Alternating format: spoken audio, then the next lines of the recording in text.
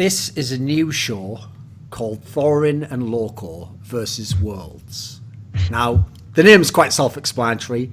Don't need a whole lot of explanation for that one. For this episode, though, and to introduce the series, what we're going to do is, as well as trying to predict who's going to be doing well at Worlds, who might win the tournament, we wanted to go initially region by region in the major regions and introduce those regions and then lead into a discussion of this particular World Championship. And so for this particular episode, it is going to be about the Chinese region, so where the LPL is played.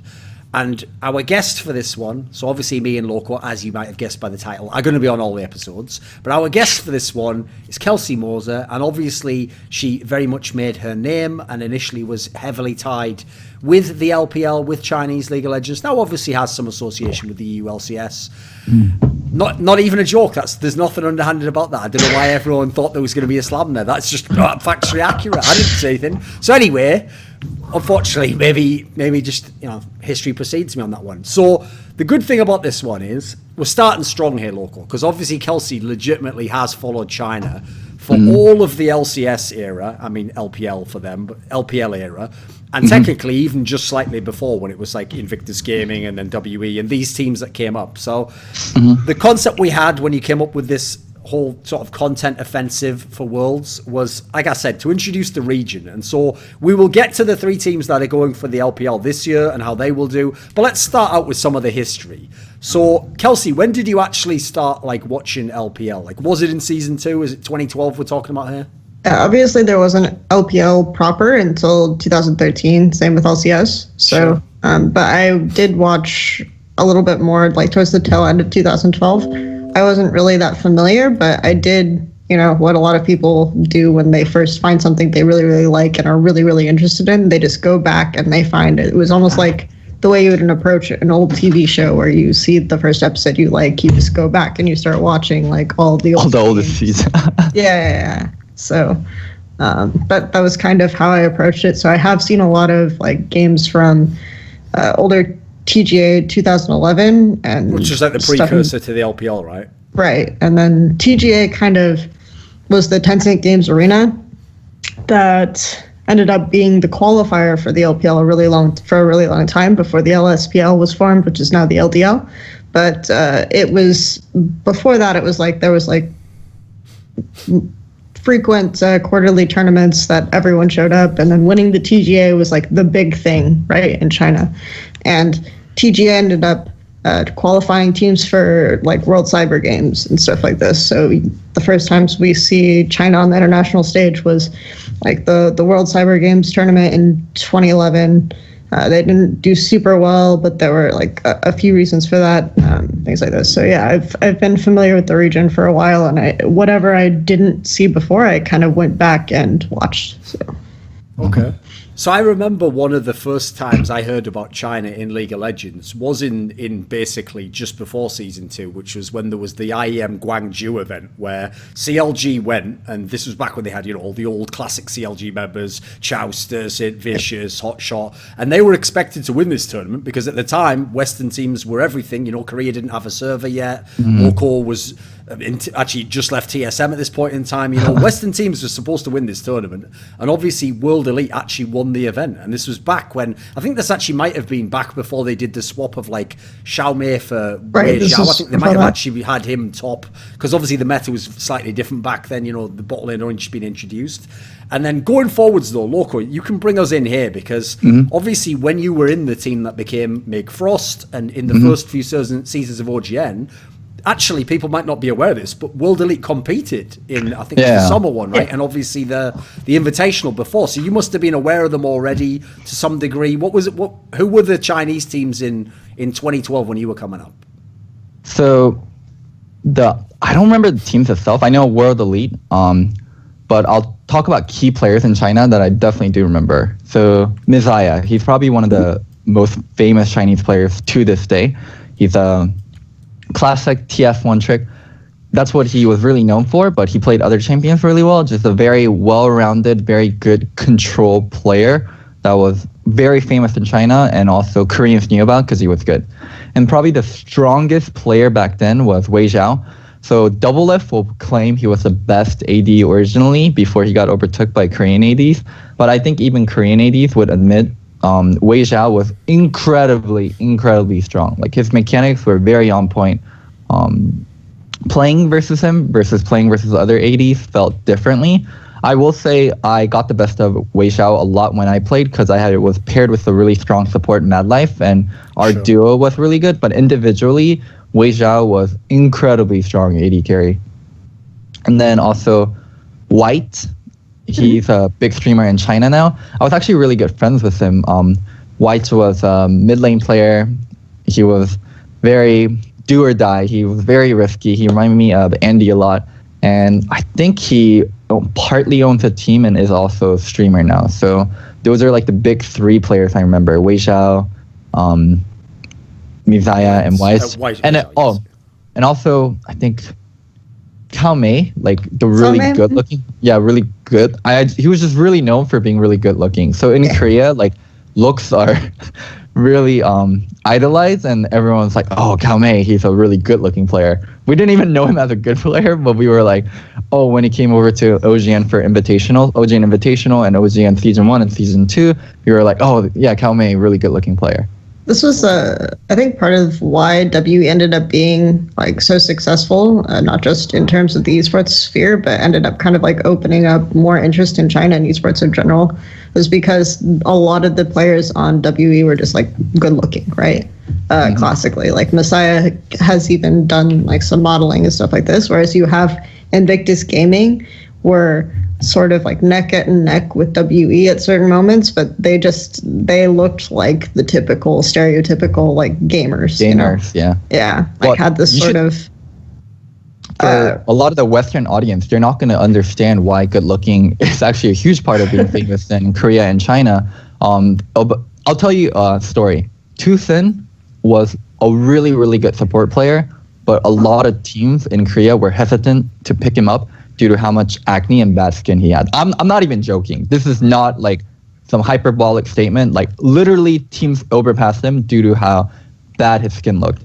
But yeah, we just talk about a little bit of like how bigger the female fan base is in Korea and China, especially the fan base that actually does show up. Yeah, I mean, a lot of girls are really dedicated to like making gifts and stuff for the players, and they will be the ones who are more looking for interaction, like at the venue live. I would still say that obviously there's a much larger male fan base in China, but their percentage is much higher. Yeah. But if you just show up to, like, obviously, what I mean by that is that there will be more male fans who are watching the games in general. But if you show up at the venue, like, it's easy to not think that, because there are so many girls who make a point of wanting to go to the games and try to get like player interaction or see their favorite players. So yeah. Okay. So obviously the first World Championship that we saw the Chinese teams in was Season 2, because that technically was the first World Championship, because as I said, there was no servers in the Asian regions before, except maybe the Garena one or something. So for Season 2 Worlds, despite the things we just described there, OGN and the IEM, actually the Chinese teams are not particularly remembered from that tournament, because if you remember, the two teams there was World Elite, as we referenced, but crucially, this was actually the first tournament where they had the really good lineup, which later on went to be number one. They got Clearlove in as the jungler, and they got FCZF as the support player, because as you said, Weizhao was the best AD carry, but his support player back then was a different player beforehand. And then the other team that qualified was Invictus Gaming, who at the time, I think Zitai was very young. He might even have been like 15 years old, maybe even 14 when he qualified. Very, very young. And then they were the team that obviously had to start out in the group stage. And then people forget them because they had to play Moscow 5 in the first round and they lost. But actually, I remember watching the series. It was a much closer series than people might think of in history.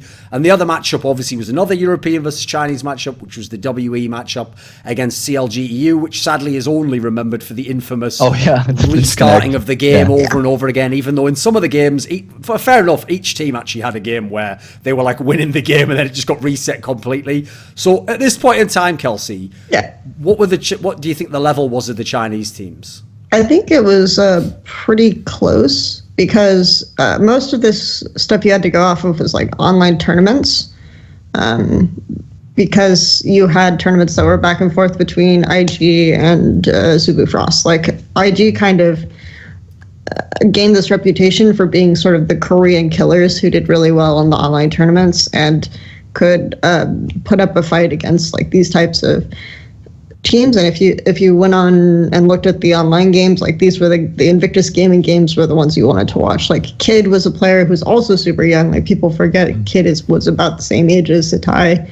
And like they were both like insanely young and seen as like these big talents, but IG was a very undisciplined team. So I feel like a lot of the success that they gained wasn't really reliable, wasn't really they were really raw. Yeah. And they feel a lot like that has always kind of been the story behind IG, or the identity of IG, is that they will have like really good raw talent, but haven't necessarily incorporated that into a reliable or consistent strategy or performance. WE was a little bit different because they tried to be the more consistent team. They tried to really incorporate kind of like Aaron was leading and scouting and stuff internationally, and like the way this sort of process and the way structure was working. They felt always very structured with Aaron, like leading the charge, and like Mizaya, like just being a rock. Like they seemed like a very responsible, like professionally run org, where IG was like wild. Like they were just like, they had a lot of young kids. They did whatever they wanted. There was no consistency. But I do think I guess the level was pretty close to, because at the time, like you had a lot of opportunities for teams like TPA, like the top Korean teams and some of the top Chinese teams to play a lot. And it felt like the level was overall like pretty close. Korea was maybe a little bit further ahead, but in general, it felt like the top teams like could all have interesting matches against each other. So, yeah. One thing that was really interesting that I think gave IG and World Elite a lot of ground was Korean teams were very competitive with each other, and they really, really wanted to win OGN.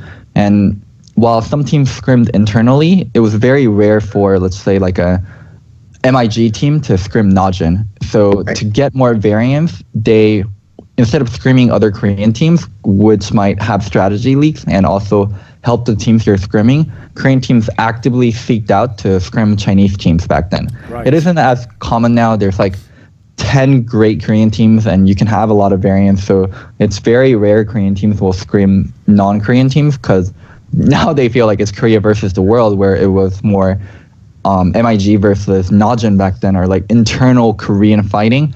But yeah, back then Korean teams actively seeked out to scrim the best teams possible that weren't Korean, and Chinese teams were a majority of that.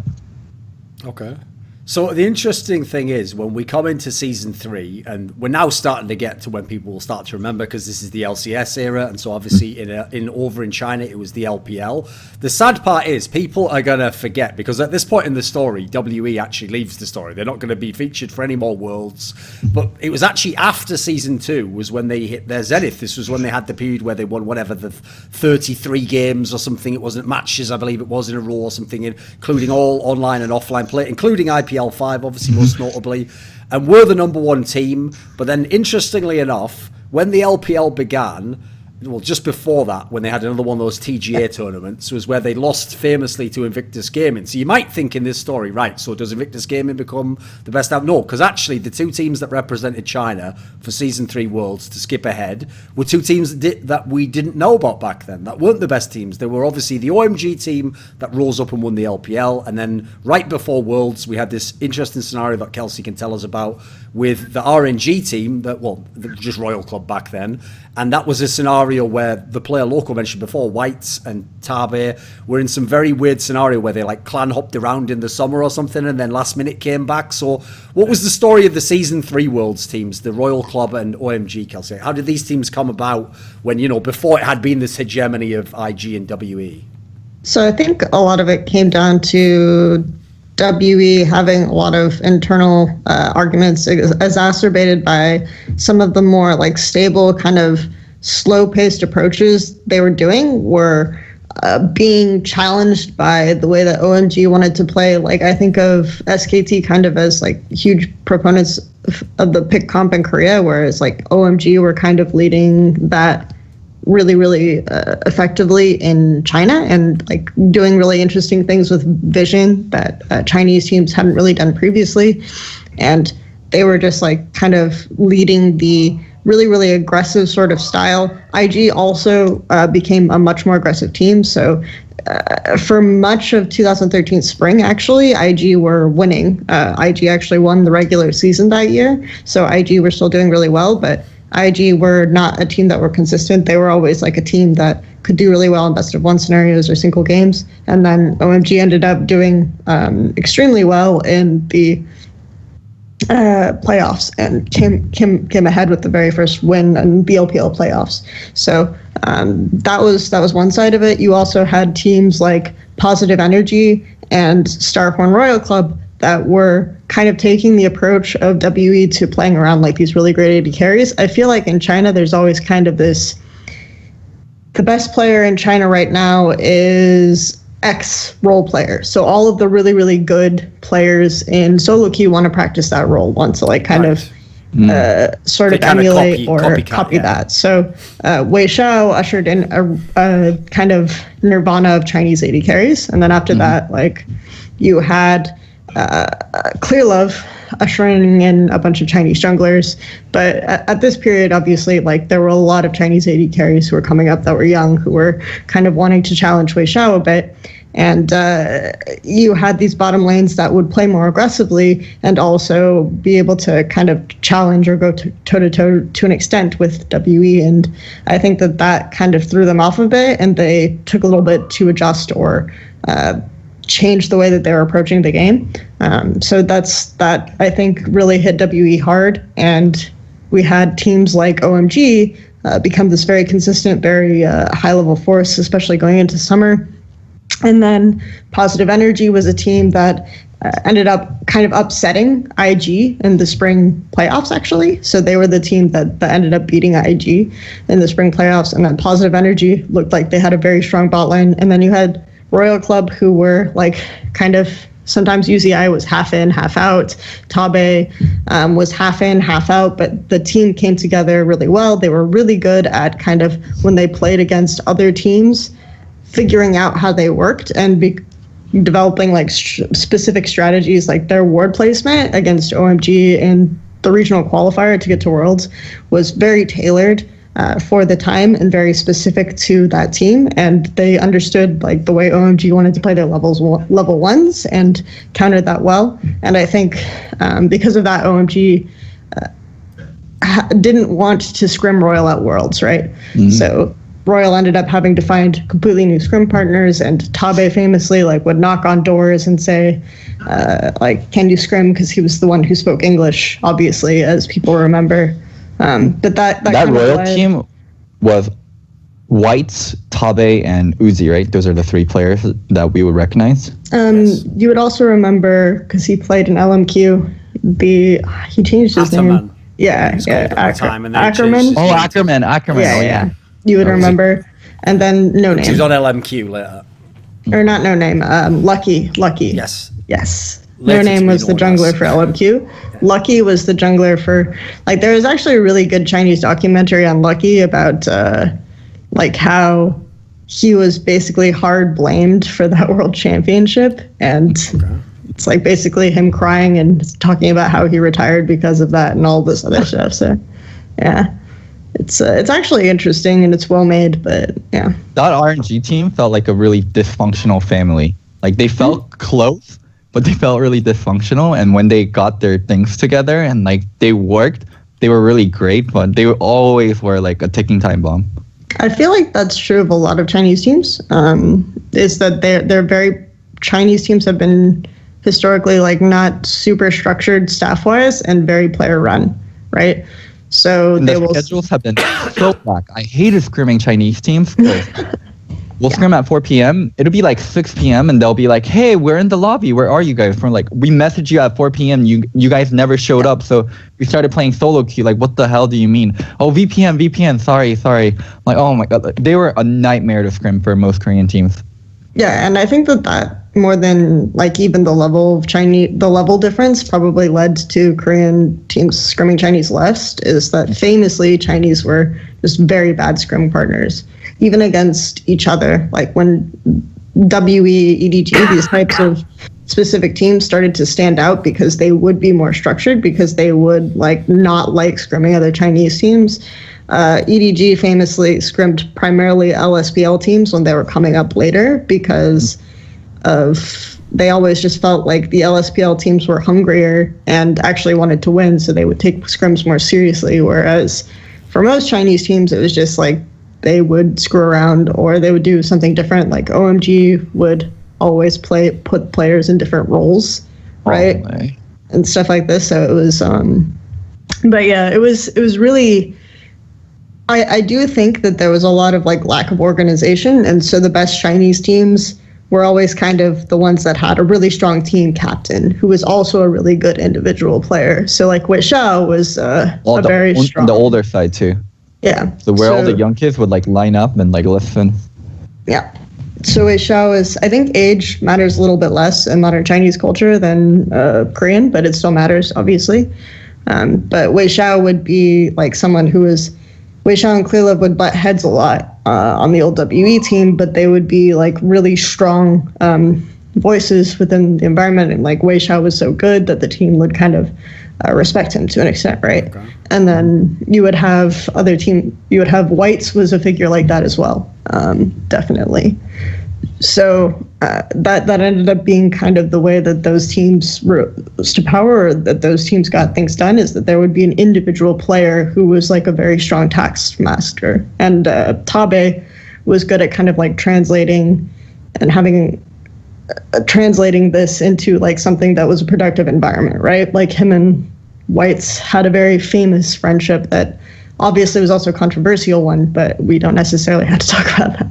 Sure. But it was like that dynamic worked really well because of the way their personalities were, because of the way their friendship was, and how it kind of helped the team succeed at that 2013 World Championship. I think was really important and is a little bit overlooked because obviously UZI was the big story at the time. Mm-hmm. Sure. Okay, so one of the things we also wanted to do with this series is not just introduce the teams and the history aspect. You know, anyone in theory could look up basic information. We're given some context, but was also to talk about some of the unique like themes and qualities of the region. So I thought, as we discuss some of the teams we've mentioned thus far, we could touch on a couple of them. So one of the things that may surprise people about the old days of League of Legends, for example, is that the World Elite team at one point in time, when I said they were the best team, was actually the best, and in some senses innovated a way to play the game, right, with this very slow, drawn out approach, which obviously, I mean, if you have the best AD carry, there's a logic to that, you know. What would you say to this? And Loco, you can obviously comment on this as well, because from the Korean side of things, this is when Korea was just coming up itself, so we were still developing what the styles of play were in the top teams there. Well, Kelsey, you can start. Yeah, I think W are often credited with kind of inventing slow push, or just kind of understanding how mental late game you can like kill a little bit less of the way that the other team has, and then that creates a slow push scenario. You can change how fast the waves are pushing or how many minions are going there. And so at the time, that was like a really interesting concept. I don't know if they specifically invented it, but they mastered it really well in time for IPL 5, let's say. So that was definitely a big thing that people look at WE for. When I think WE, I think they were very good at standard gameplay. They had a very strong backline in Mizaya and Wei Xiao. So they could get the games to a state like mid and late game where their carries can really shine. And back in like season 3 and even to season 4, it was very feast or famine for a lot of the positions, where now jungle and support champions are actual champions now. Back then, like jungle and support bought gold per 5 items, bought Oracle Elixir, and bought consumable wars. There was no sight stone, so they wouldn't get a lot of gold. Jungle would lose a lot of their farm to the mid laner, and I mean support doesn't get gold in general, and they would just be consumable bots. It was more similar to Dota, where you have extreme discrepancies between the champions, and World Elite just had the best players in the roles that actually really, really mattered. And also something general about China is Chinese teams, one thing that we associated with them a lot, probably through season 2 to season 5, like season 6, season 7, they really cleaned up, was no vision and just a lot of team fight, like a lot of random team fighting. And I think World Elite really rose above that. Like RNG, even with like a strong AD carry, they were very scrappy and like a lot of random fight kind of team.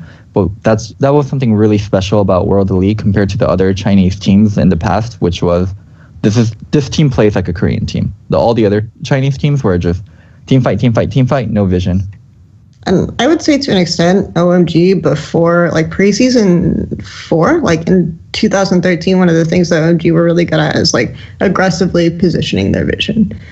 So they wouldn't just like make these weird, uncalculated plays. They would actually set up wards beforehand. They would actually like pay attention to what the enemy jungler was doing to see if they could win on a certain side of the map and stuff like this. So I do think to an extent, like OMG also had some of these aspects, but for sure, like there was a big difference between OMG and IG, who I feel like are more kind of what people remember OMG as, right? Which is just like they are randomly diving this right now, and either it works or it won't, and they win the game off of that.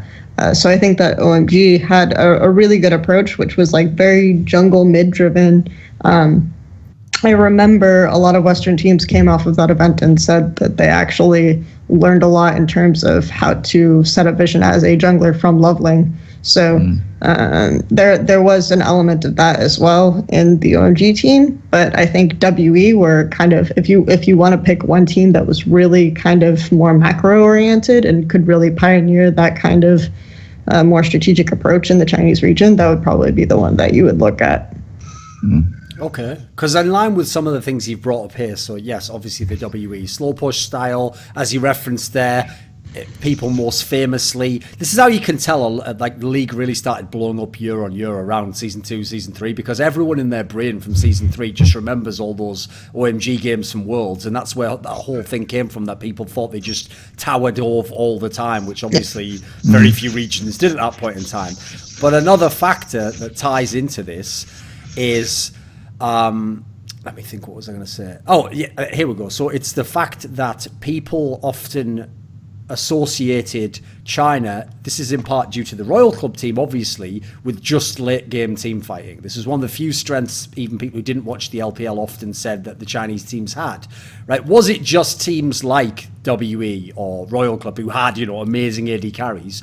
Was this actually generally a strength of the Chinese region at this point or in the future? What would you say? I would say that there were definitely teams in China that were particularly good at that. Like WE would be the one that you definitely highlight because they could play so well around their AD carry in the mid to late game. That definitely made for really good team fights. Like I think Xiaomei is not necessarily remembered as the best player, but because this team had like some form of infrastructure and some form of kind of pre-planning, they were good at finding champions that were kind of busted, in the top lane that could set up for really good team fights and just sort of pioneer these picks that made Xiaomei look really good in certain situations. So I think that kind of set the tone for WE to be, or not WE, for China to become the team fighting region. But I don't necessarily think that was what all of the greatest teams from China were known for. Like I would say OMG was necessarily known for team fighting until maybe mid to late season 4.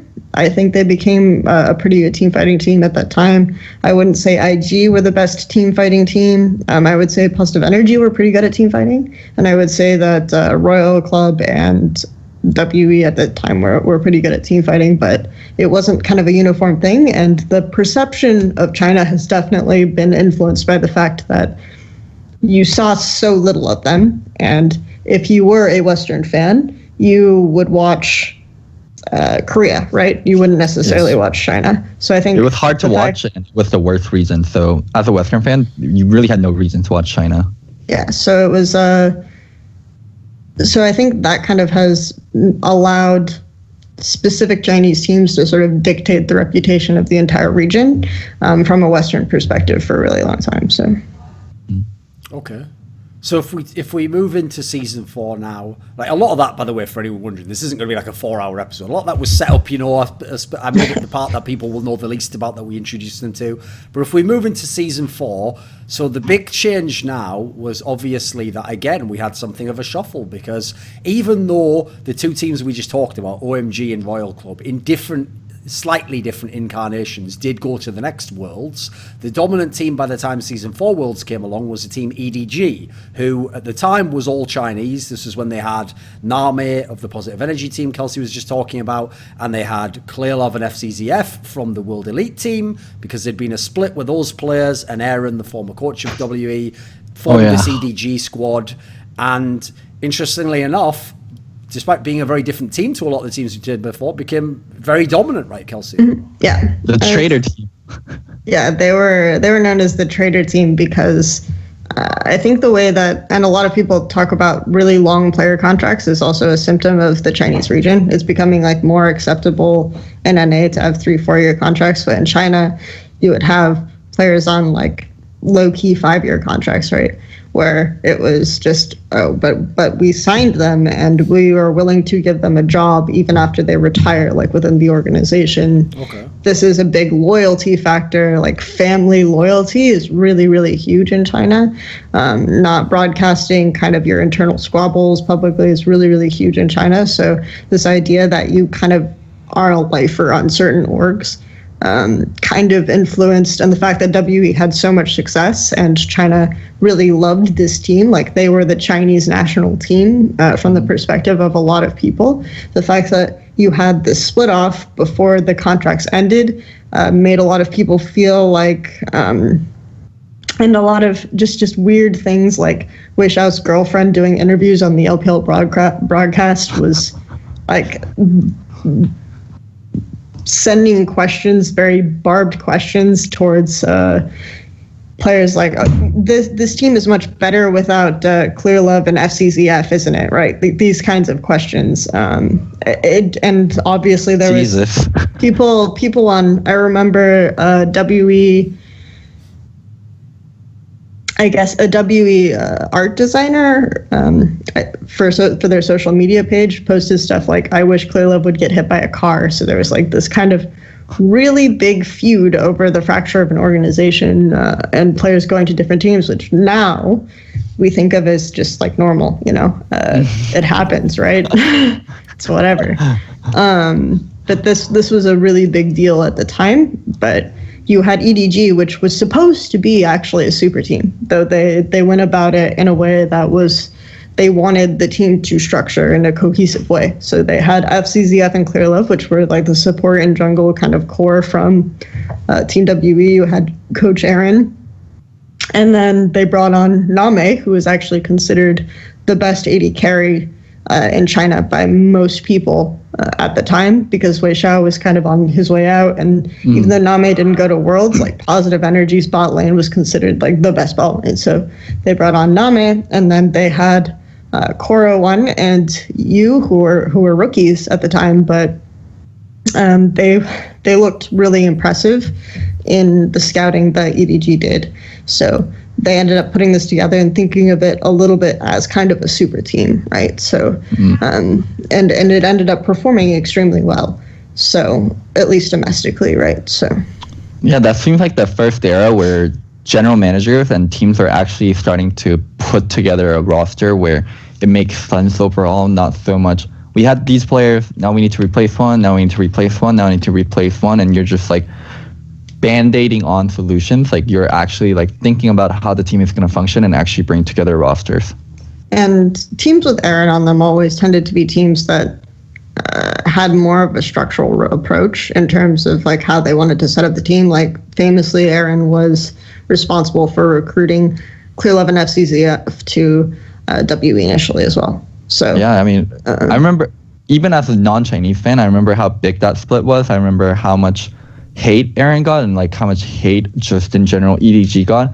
They after World Elite, they were probably the second team in China to really put them on the map and gain international presence. And I heard like they weren't the most popular team for the longest time, even with results due to so many fans from World Elite disliking them and China overall as a whole. The wildest part I remember, you can give me the specifics on this, Kelsey, was I remember at the end of this year, so sure, they had already like underperformed at Worlds, etc. But at the end of this year, where not only did they win the LPL, both splits, but they also won something like 6 other tournaments, like a bunch of them were LANs as well. They were like so dominant, you would think it's undeniable how good they are. But because of this factor that Kelsey's talking about, where Team WE was considered like China's team, and these players in theory were like traitors, etc. In like the LPL awards, they didn't even win any of the awards. Like they didn't win Team of the Year, they didn't win Player of the Year. Like it was like they were literally snubbed by the whole community. And from what I remember, didn't like the whole WE national team thing just shift to OMG instead or something like that? Yeah, it shifted to OMG, I think, and RNG partly because of their performance at Worlds. It was like, oh, okay, and this is also a really big thing because obviously the MSI / All-Stars event in 2014 took place before the LPL playoffs did. Yes. Because of the lag in the season. So OMG went because they were actually first place in regular season, and that's still the most dominant regular season record in LPL. If you're just going by single games, because they only dropped 3 single games, and they ended up going there and they lost in 0-3 to SKT, which at the time the Chinese thought was like still not very good. It was just still terrible. Like they were the second place team, but it was still terrible and it was still inexcusable. And EDG win the playoffs. They win an event, I think it was NEST, I'm not 100% sure, right before OMG go to that kind of MSI tournament, and they beat them, and that was considered like a really exciting series at the time because they were banning out Xiang, who was getting a lot of hype. But the Cinder player, I remember. Yeah, but ended up not having a very good effective champion pool. So they banned him out and sort of telegraphed that. So EDG, like at that time, gained some fans just based on OMG's poor performance from their perspective at the international tournament. And then it was like kind of, there were reluctant EDG fans. There was more content, because I remember in spring almost no Chinese content was devoted to EDG at all. Like journalists didn't even want to cover them, right? It was pretty bad. But can you imagine like Doublelift going from CLG to TSM and the entire community being like, oh, TSM's the traitor team, and then like NALCS not doing content around them? It would be the equivalent of that. It would be really weird. But yeah, so I remember famously, like they kind of gained fans sort of because of OMG doing that, and there was more content around them. But then when they didn't perform at Worlds, that was just like the end, right? That was at that time really terrible. So people immediately gravitated towards OMG and Thorin Royal Club, who actually did really well. Like OMG 3-0'd a Korean team, and Thorin Royal Club made it all the way to the final. So to them, it was like EDG spent all this time building up their domestic fan base or all of this, and then they betrayed and broke up WE, and then they couldn't even come close to matching WE's historical international performances. So that was just like really bad from a Chinese fan perspective. Obviously, after that, they slowly gained fans, and now they're like one of the biggest brands in China. But that year was really rough for them, yeah. Yeah, I mean, Asia is really big on nationalistic performances, like Olympics, world tournaments, like not just in League of Legends, any kind of sport tournament. Like Asian teams are like crazy, and Asian fan bases are crazy about like their national team doing well, because like you're representing the country. So like there's the meme of go like swim back to China or swim back to Korea. Like if you're not going to do well, like you're not Chinese, like you're not Korean, like you don't represent us if you're going to play this badly.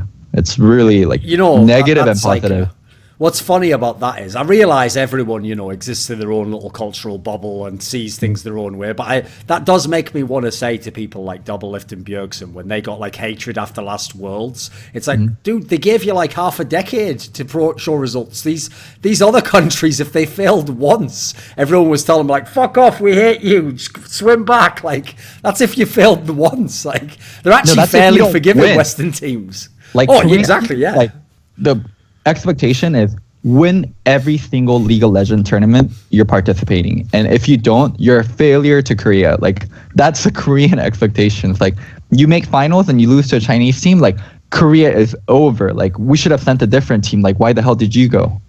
And even China, if you consider their historical performance, like you would think that if you're an NA or an EU fan in that position and your team like makes it to the final and takes a game off of like the dominant Korean champion, you would think that, oh wow, that's actually really, really good. Like this team has busted it out. But Chinese fans, it's like if you're not winning, you still suck. And so it's like for them, the fact that OMG's reputation took that much of a hit, despite the fact that they made the final, based on that MSI group, that MSI All Stars whatever tournament, is actually really significant still. So okay, so. Interestingly, a theme we can now pick up to wrap up the season 4 part is that this was an example of one of the reasons why China has been a very, very difficult region to understand if you don't ever watch the LPL, because they actually have a history of the strength domestically not really translating to how the international teams do. So, for example, just as in Season 3 Worlds, it was the Royal Club squad that went to the final, except this was arguably an even worse Royal Club squad, and of the 3 teams that went, didn't particularly look like the team you would have picked of the 3. Meanwhile, EDG looked very complete in China, were expected to actually potentially be top 4 team, but obviously ended up losing to Royal Club, bowing out 5th to 8th. And then the OMG team had a bunch of the top players in China, fabulous squad, did accomplish something great, as you're saying, Kelsey, the only team to actually beat a Korean squad at Worlds in a best of 5, but then didn't go beyond the Royal Club team. So how would you kind of like characterize these teams and then this pattern, which obviously we're going to see continues in future years with, for example, different EDG lineups, that, you know, the dominant team domestically doesn't always do as well internationally, from China at least? I think for OMG, it was always kind of the close family sort of thing that always kind of kicked them in the ass, either whether it was domestically or internationally, where they, especially that split, it felt like they were like strategically subbing out Cloud, who was by far their better support player, because there was only so much that the team could take of the conflict that he brought internally. So they didn't even have him play during the group stage. They had him play during the Naja White Shield. And when this team was like on point, they were on point, right? So they played a really good series against Naja White Shields. And there were, like, famously, there were disagreements between the jungler and the support during the series against Royal Club. So I think that there was a lot of issues there. But they were a team you couldn't really rely on even then, so it's not that weird that they ended up losing to Royal, I think. But it's more, the EDG thing was, obviously you had Name's performance suffer a lot, and there was like some argument about whether or not he was too sick or if that actually impacted him. But I do think you see like a somewhat even a decline in his performance domestically, like towards the end of summer as well. So it's interesting to wonder what's going on, because there's like sort of a weird history of illness with Name, where he famously like couldn't show up to tryouts for OMG. Like originally pre-San, he could have been on that OMG team. He couldn't make his tryout date for that. So that's also because he was kind of ill. And there have been like a few moments where you wonder, okay, is he making an excuse, or is he actually like a sickly person? Which if you look at him, you can kind of imagine. Maybe he's had some health problem. Yeah, anything like that. But yeah, I think that there was definitely some issues there. I think EDG are a team that have one approach, and they've had a very big foundation around playing a very specific way since the organization's inception. I think it's also worth noting, however, that at that time, Clearlove was not sort of the best jungler, right? He wasn't the most consistent jungler. He was kind of like a living ward, slowly farmed sort of jungler, and that ended up hurting him a lot against some of the more aggressive junglers at the tournament. Like, I think that was a very good tournament for jungle play, because that was when, you know, support and jungle were starting to be considered more of a duo, largely because of Samsung White and stuff like this. So I think that EDG definitely suffered because of that. So. Okay, Right, Loco, since this season 4 Worlds was obviously one you went to as the coach of Yeah. TSM. Only time we made out a group, baby. Exactly. And obviously in your group you had the Royal Club team that went to the final.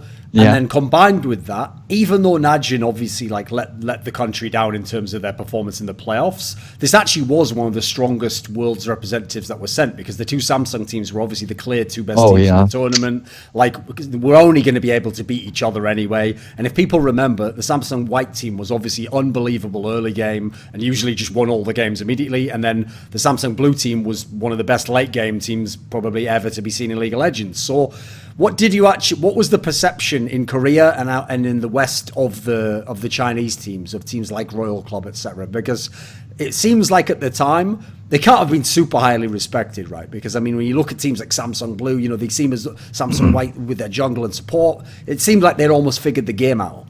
So we were really lucky that tournament because I'm really good friends with people on Samsung, so we almost got to exclusively scrim like Samsung Blue. Monty will disagree, but I know for a fact, everyone on TSM knows for a fact, we got to scrim SKT also. He said none of the Western teams got to scrim SKT because they weren't playing for Worlds, but SKT were having tryouts and we got to scrim SKT, so we got to scrim the best teams possible during that tournament and that boot camp leading up. The Korean teams were just by far better, and I do remember EBG being somewhat good, but my expectation as TSM head coach and like other coaches probably that got to scrim the Korean teams were Samsung Blue, Samsung White on a pedestal, and every team like pretty below. And we felt like we were as strong as Chinese teams or even stronger, and especially versus Royal, because they were very sporadic and they tended to do badly or well depending on what champions they had, and they felt pretty one-dimensional. We didn't think they were that strong, and it was disappointing when we lost to them and got second in groups. So yeah, I mean, that was my outlook as current TSM coach at the time.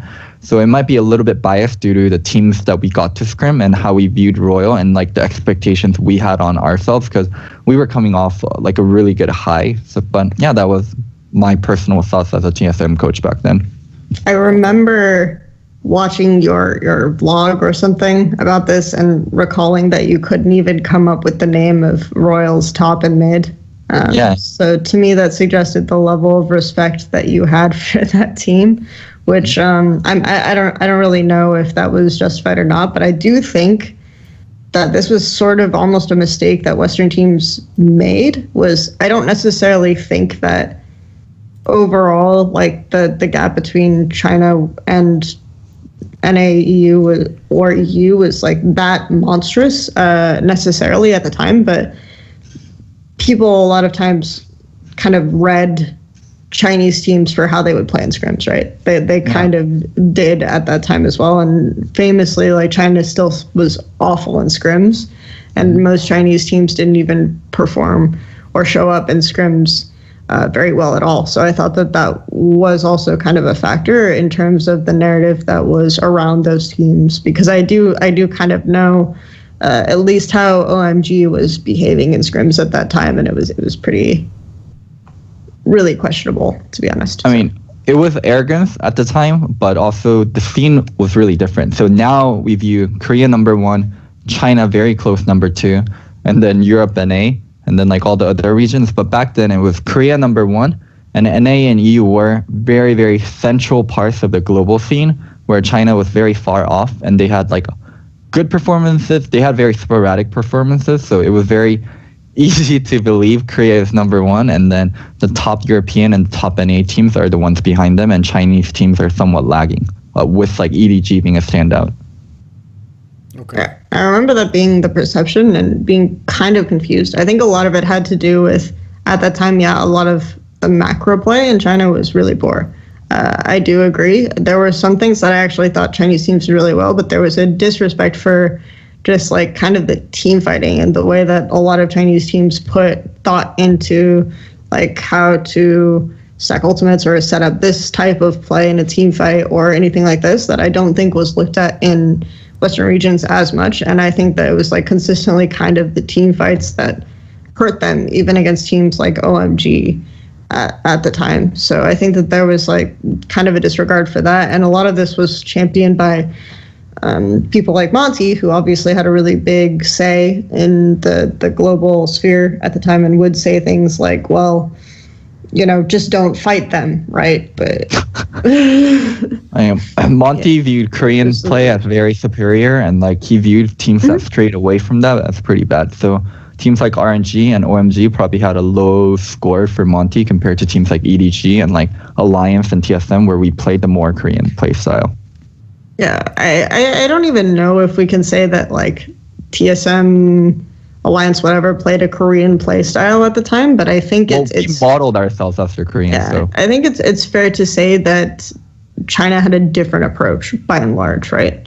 During that period, and so that was something that allowed them to be unreliable in their success, as Thorin has also mentioned. Like to bring it back to an earlier question, which was like, why did the domestic performance not always reflect internationally? Was that a lot of these team successes were unreliable, but you could always see that they had really strong individual players, and they thought a lot about how compositionally about how their champions worked together, I think, which was a lot of European teams would draft for lane, for example, whereas Chinese teams were drafting more compositionally minded, I think was another big advantage that they had in certain matches as well in 2014. So.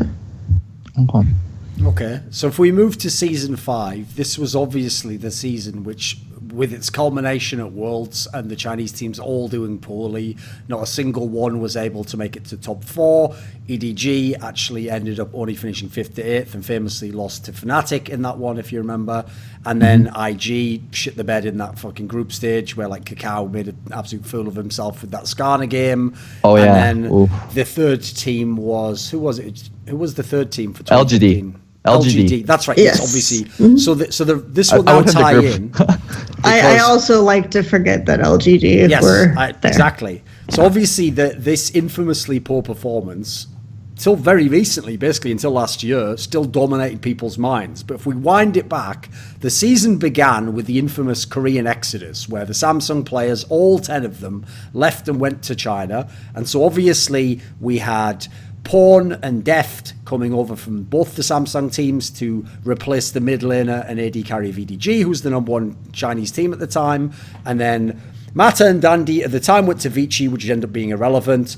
LGD made a very strong team because they took some of the better Chinese players and then they added Acorn, they had Flame as a sub, and they had Imp as their AD carry. So a very strong team there. And basically, EDG won the spring, LGD won the summer, and then the third team was more of a toss-up this year, right? So can you give us an overview characterization of where the Chinese team was in season 5? So I think that a lot of the way that China, because we were already talking about like with Loco, some of the strategy was becoming more of a factor in teams winning and stuff, but I think that Chinese owners in particular were really looking at, well, if my players aren't winning, then there's something wrong with the players. And that ended up being sort of the solution, right? Was to just get better players that could carry you to better titles. And that was a lot of how people at MSI would characterize EDG versus SKT, is that EDG have like insane star power and just brute force a lot, and SKT have a more of a nuanced variety in way they're approaching the game.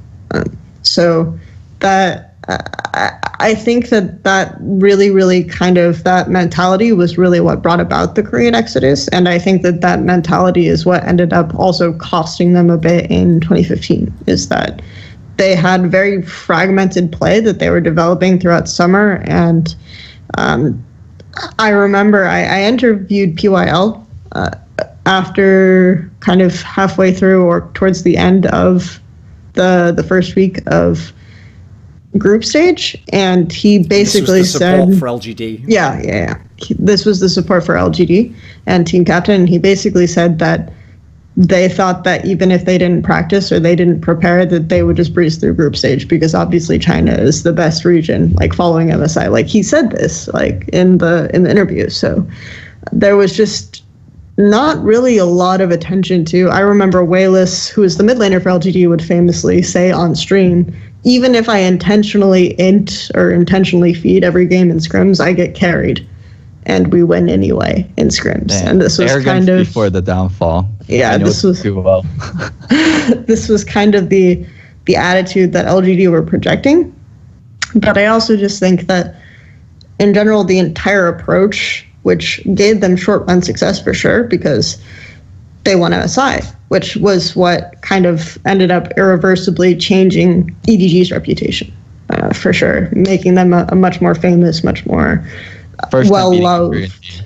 Yeah, well-loved Chinese team was EDG's victory at MSI, but it also kind of reinforced the idea that, yes, we upgraded our talent in mid and ADC, which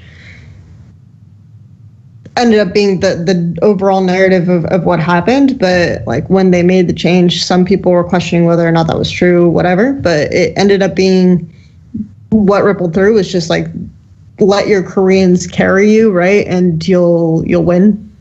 And it was a really weird time in China, I think. So I think it took them a really long time to kind of claw back from that. At that time, I felt that the LPL region was worse than EU for sure. And then I felt like by 2016, they were really close to, there was no second best region. Like I felt like you could definitively say in 2016 for the first time that there was no real second best region emerging out of this. Because even if you go back to 2012, a lot of people will say that, you know, like there are diehard fans that say that W should have won Worlds if not for that stupid pause. And I don't particularly subscribe to that school of thought, but there were still a lot of people who thought that China was second best. There were still a lot of people 2013, 2014 that felt that China was the second best. And 2015, 2016 was when it was really competitive, definitely, between NA and EU. I never felt NA and EU were super far behind. It was just different. But then it was like there was no more second best region after the weird approach China took. And I think it took them years to kind of change where they were going. So, okay. Like, Loco, what did you think of China in Season 5? Because as you said, they won MSI. You know, they clearly had some fantastic players because they had a bunch of these players we're talking about, the KT Arrows players, the Samsung players. What do you make of the Season 5 Chinese teams and why they failed? What do you think? Okay, so in Season 4, when we went to Worlds, NA was viewed much higher because I could get scrims easily with the connections. In Season 5, I still had those connections, but I remember most teams just looking for Chinese teams because they were perceived as better. So World's perception in like 25, I remember in Europe, like going to rooms, asking for scrims, like being nice, and like people telling us no, and like then asking like, then who are you guys scrimming like on the side whenever we eat food, and they were saying, yeah, we're scrimming EDG, we're scrimming LGD, and they were viewed as premier scrim partners, and like that means they were viewed as the best region after Korea, in my opinion, like for that Worlds, the European Worlds. I remember telling EU teams that would ask me to hook them up with like EDG or LGD or whatever.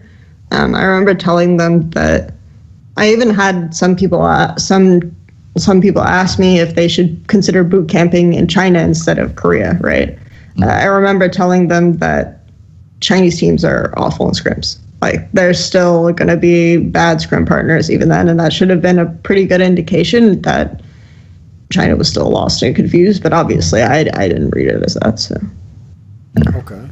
Do you, before we move on, do you actually think that, because here's the bizarre part about that year is, like, first of all, it was just one tournament. You know, you never know if you play the tournament out again, if some of it would go differently. But the bizarre part is, clearly at some positions, in terms of raw ability, they got some amazing players. So some of the, in theory, they did upgrade certain positions, but did the actual teams get worse? Like, one thing I can say about every team that went to Worlds from China in the past is, whether you think they were a good team or not, they all had a very set team style, and the exact strengths of the team could be quantified, and you know exactly how you're going to win the game. Whereas some of these teams, was it the same? Did they still try the same approach? Was it different? What would you say?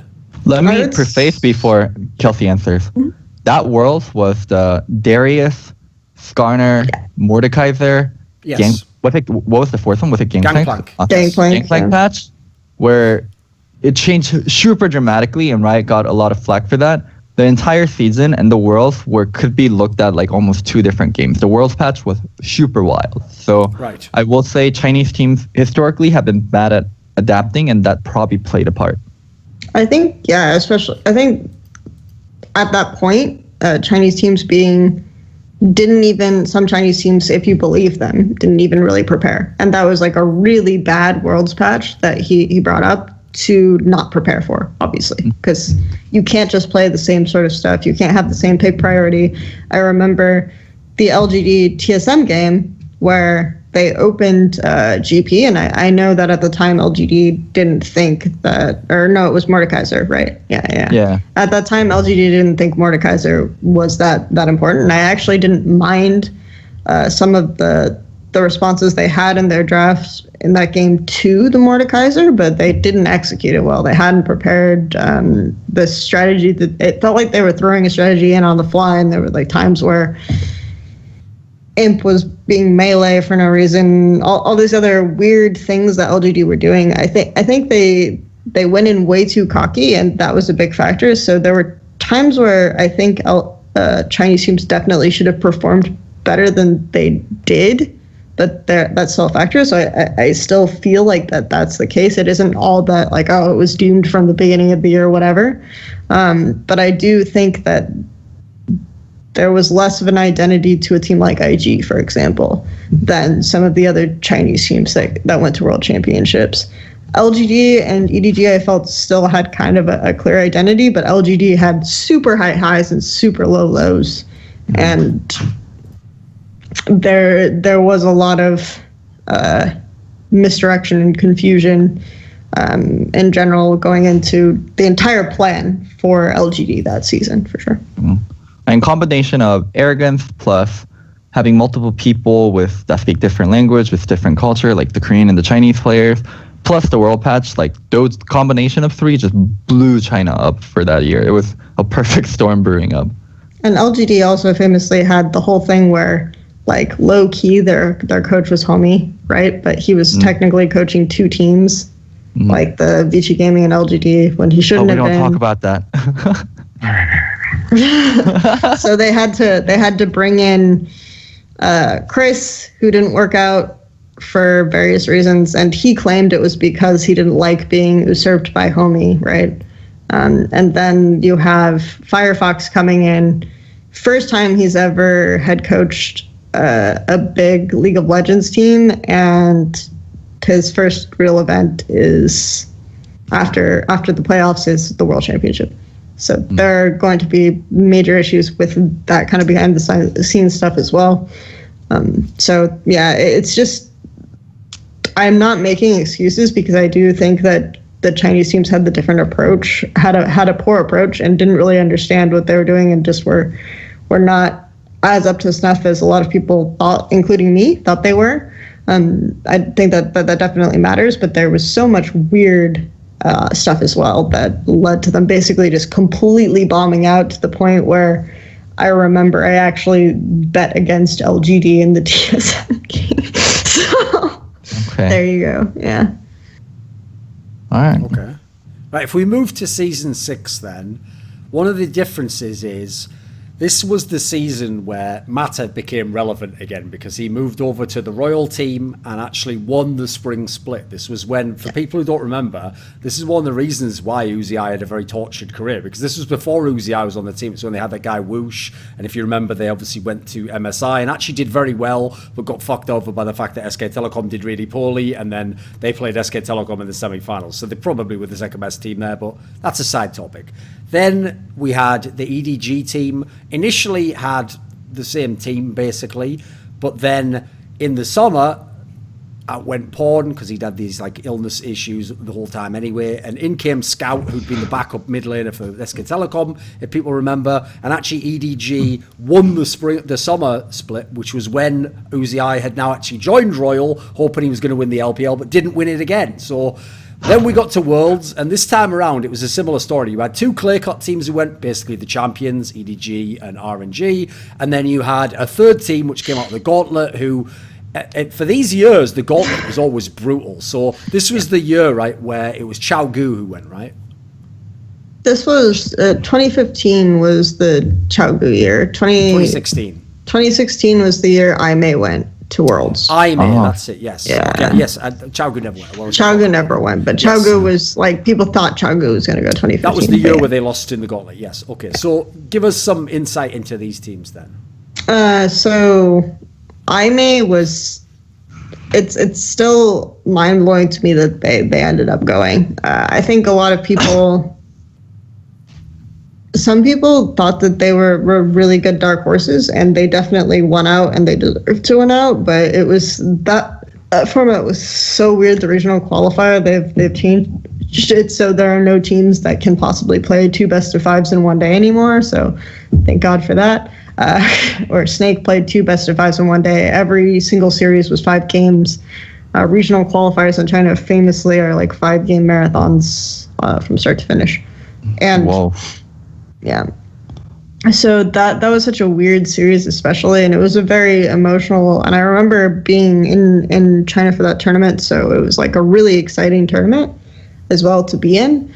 But Aimee were a team where there have been 2 things that Kesman, who is the head coach of that team and is now the head coach for RNG, would say about this team. One was that our players aren't very good, but we figure out a way to win anyway. And the other one is if you drag out the game long enough, it gets to a point where it's a 50-50. So That is true. There is a logic to that. The goal was always to get to that point for them, was what he said, was to drag out the game to get to a 50-50. So, and I feel like those 2 statements kind of characterize the way that Aimee was in general, is that I thought, if anything, Aimee was really good at these kind of TP plays in mid-to-late game that they relied on Amazing J a lot for. They were fairly smart about setting up mid-late game vision, but this was a team that didn't necessarily, they either like cheesed level 2 or something, but they had a jungler who was actively just not doing camps. I think there were just times where I was really confused about what was happening. And it was like they're drafting 3 losing lanes. He knows he's going to get invaded on anyway. So what does he do? I thought he was smart in some of the solutions, but he didn't have to be as smart as he was, right? Like the team could have had better game plans, better approaches to what they were doing. And it was just such a weird team. And it was primarily pioneered by the Korean sport Road, who was also famous that year for a bit of toxicity. And he ended up being the primary playmaker. He was almost always out of lane and doing stuff. And they kind of forewent lanes to an extent, which ended up putting them in really long games. So they weren't necessarily like the best they're one of the worst representatives. I think it's safe to say they're one of the worst representatives relative to the other 2 that China has ever sent in 3rd seed. So EDG, RNG, I think that EDG again, almost every Worlds, EDG has kind of performed below expectations, to the extent where there is a narrative about them that probably kind of psychs out the players to an extent. I would say that, with the exception of last Worlds, Clearlove has performed pretty poorly at almost every World Championship he's been to relative to his domestic performances. I think it's the teams like TSM and EDG that have a lot of pressure onto them to do well at Worlds, like where they fail miserably because of the pressure. Like when there's that much pressure, like it's really hard to play well, and it's really hard to make the same kind of decisions that you did make regionally that brought you so much success. But they still ended up obviously making it out in second, below H2K, which I still think is a pretty good achievement for H2K, because EDG were a pretty strong team. They did a lot of things that I thought were really smart, especially with jungle support, and they were a really, really good team within the context of China. A lot of people think, based on this tournament, that RNG were better than EDG. I still felt like EDG was overall the better Chinese team at that event. RNG obviously had the game where they took off SKT. They did pretty well in their group, and they were what a lot of people still refer to RNG as, I think, a bit incorrectly, which is just like really, really bot focused, really, really, we're going to ram through Mata UZI. I felt like this was the most, like the Mata iteration of RNG really, really sort of carried through the full RNG reputation, right? The full like bot lane's going to win hard. We're going to sack like our mid and top, and we're gonna approach the game this way. So I do remember RNG players in interviews saying Mata taught me so much about the game. Yep. It's like he made League of Legends. So when someone has that kind of impact on how you view the game, even if he leaves, like that's still going to carry on.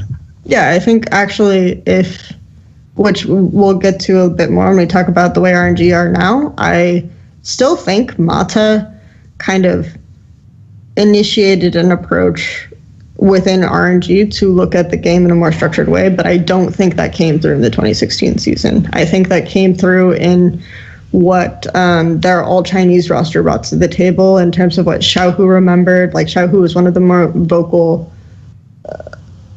He would say things like, before I kind of just went into the lane and I like tried to fight my enemy mid laner, but Mata showed me so much. Like, Mata famously would, even when he couldn't communicate that well with the Chinese players on his team, he would like open custom games between scrims and show them specifically what they had to do, stuff like this. So yeah, Mata is still, I think, has like, there are echoes of Mata within even the way RNG play now.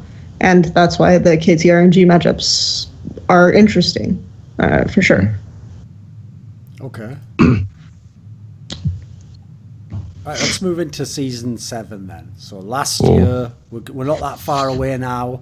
This was the year where you had, let me think, this was the one where the spring split, I remember, famously was the return of Team WE. They actually came and they won the split.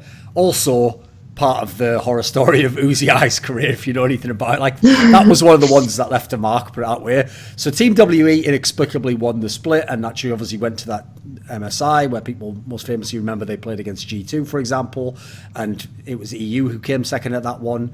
Then you had EDG won the summer one for that one, was it? Yes, come back yes. Again? That was like that was probably to me the weirdest one. Just it was a reverse sweep, if I recall correctly, where EDG just. I remember the game 5 where UZI is just playing awfully. It's like, okay, yeah, it's finally gotten to this guy. He really does think he'll never win an LPL at this point. So, it was so weird to watch that game. But yeah. Okay, so and we obviously got Royal Never Give Up coming out as the other team. So these are the 3 teams for Worlds. We had Team WE, Royal Never Give Up, and EDG. And if people remember, this was the year, it's only last year, so I don't, we'd have to talk about like 10 years ago. This was obviously the one where Royal Never Give Up played fantastically against SK Telecom in the semi-finals. They got to game 5, but they tragically lost. On the other side, you had Team WE, who made it to the semi-finals, but lost to Samsung, but took a game from them. And then you had, EDG bombed in the group stage, that's right. They actually were in a group stage that had Cloud9 in it. So where do you want to pick this one up? I think it's fair to say that I didn't have super high expectations of EDG, but I kind of also looked at it like, okay, they had to be really bad not to get out of this group. And they were, so there you go. I actually think it's funny because this was the tournament where I think this was Clearlove's best Worlds performance. If you look at Clearlove's individual play in these games, he actually played insanely well. So it was like almost the pressure of teams that Chinese fans didn't expect that much of him. Plus, it was in his hometown. Like, Wuhan was the group stage venue, and that was Clearlove's hometown. So I think that those factors allowed him to have like actually really good games overall. And he played really smartly, and like the last week was really strong performance by him, but he didn't make it through. So EDG had just added iBoy, right? So they had a new AD carry who was a little bit like 50-50, really 50-50. People called him like mini UCI.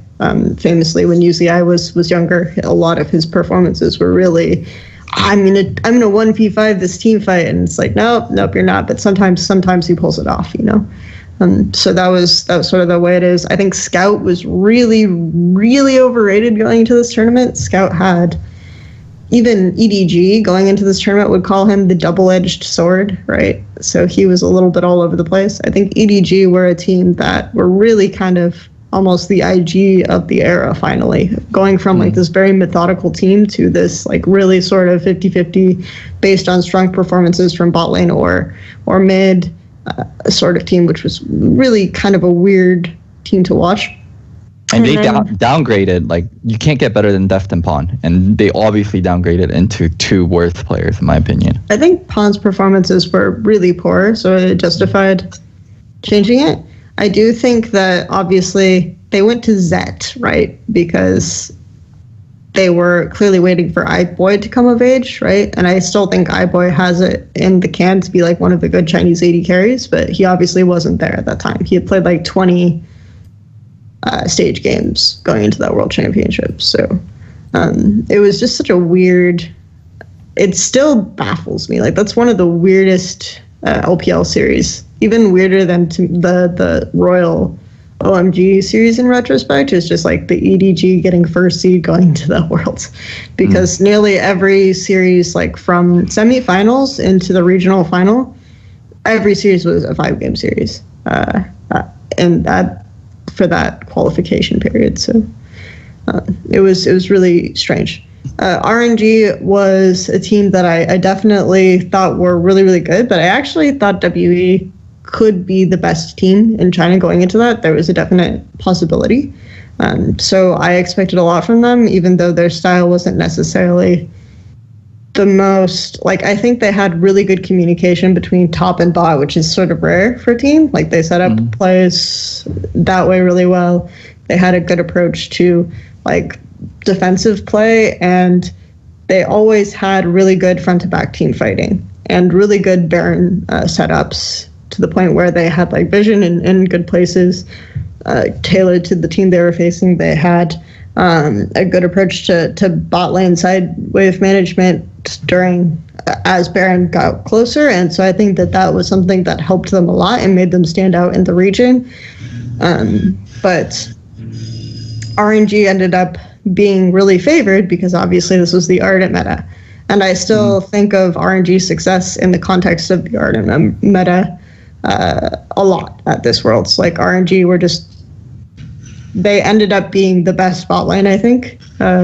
You can debate that, I guess, if you want, but I felt like they ended up being the best bot lane just because of the way that UZI and Ming were playing with this Ardent meta. It was like every UZI team plays around him, like getting a lead in lane and then transferring that into team fights really well. And Ming was trained on that because this was his rookie year, this was his rookie season, and so Ardent was the perfect time for RNG to take SKT to 5 games in the semifinal, so.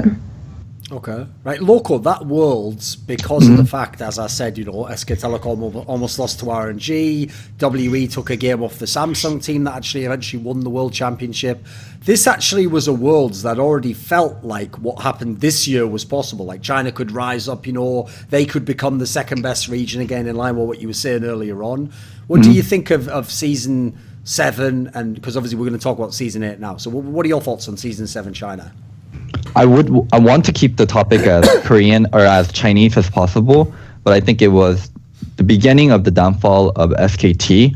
And while Korea was extremely strong, I think Korea without SKT is a much weaker region. Just SKT plus Faker were that untouchable team, and it was the downfall of that.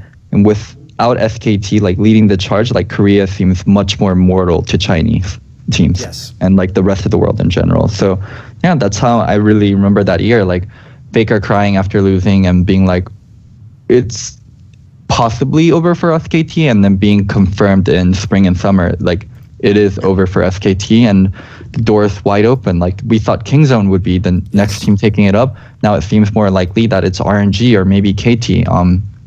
And it's like it's the end of a dynasty and the beginning of a new era. I think, I think Season 8 marks like franchising, marks extremely strong Chinese teams. Like, it marks a lot of things, but it especially marks like no longer SKT dominating the whole world and the doors being wide open. And to an extent, I've felt that Korea in the West suffers a little bit less of China's like, okay, the entire region is being characterized by one or two teams, because SKT being as dominant as they were made, in my mind, Korea seem more unassailable, you know, because you could have like closer games and closer series between other teams.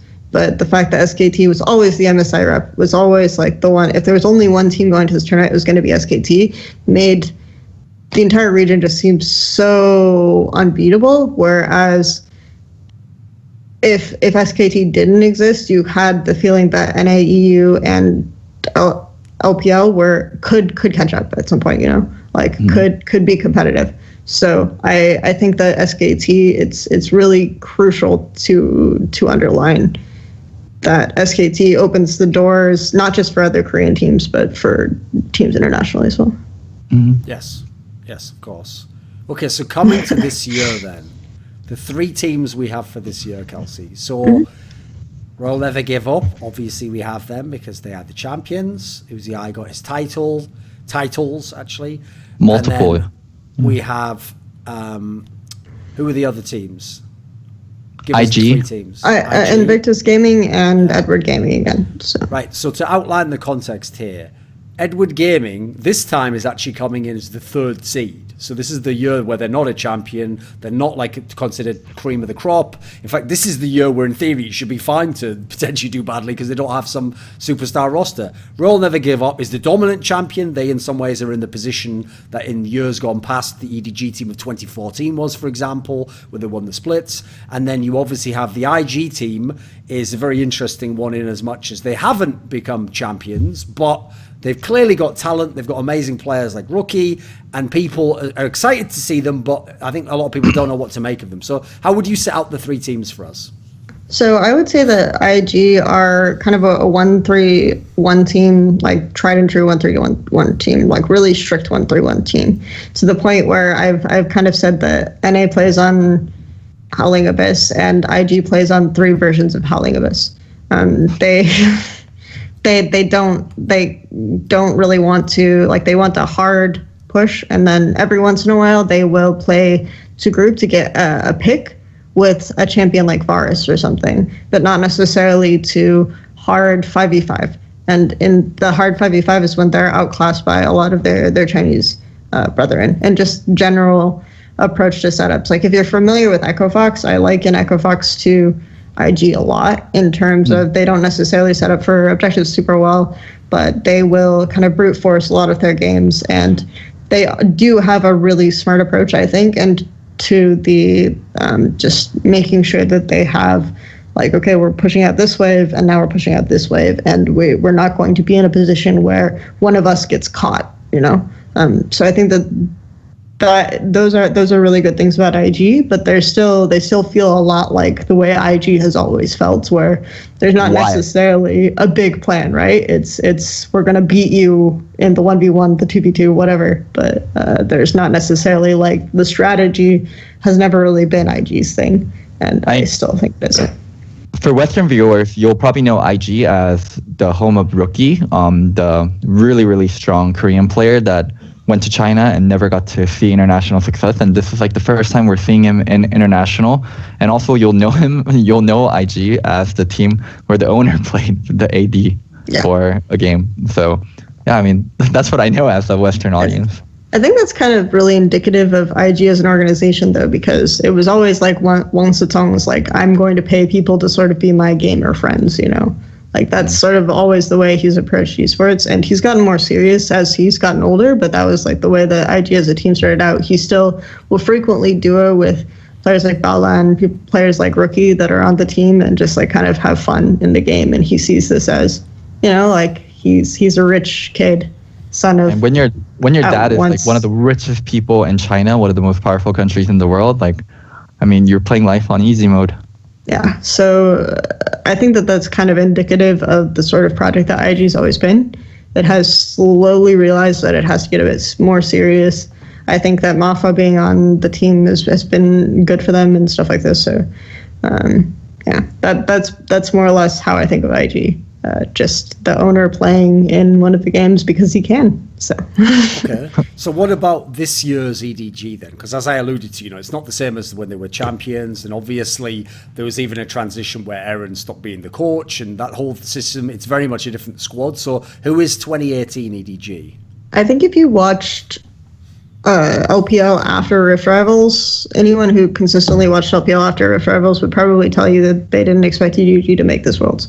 They expected Rogue Warrior, even a team like Jingdong, to make it over Edward Gaming, and seeing them there is just kind of like one of those unexplainable EDG miracles, like how they ended up first seed at the last World Championship. And EDG are a team that are very strict in their style, very, very specific, and they have almost, even though they've rotated out players, rotated out staff, like Nofe is the head coach now, they have Ray in the top lane, who's the big difference between the roster from last year's Worlds, which is otherwise the same. And also you have Haro, who's playing way more of the games than Clearlove in the jungle role.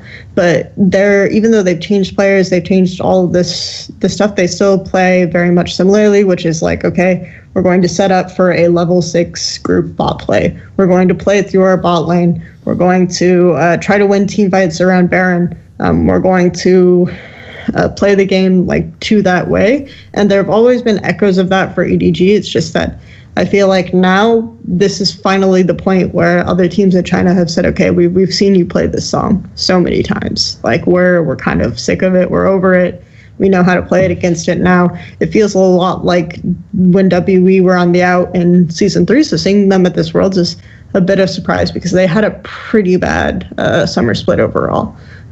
Relative to what they've been like in the past. So.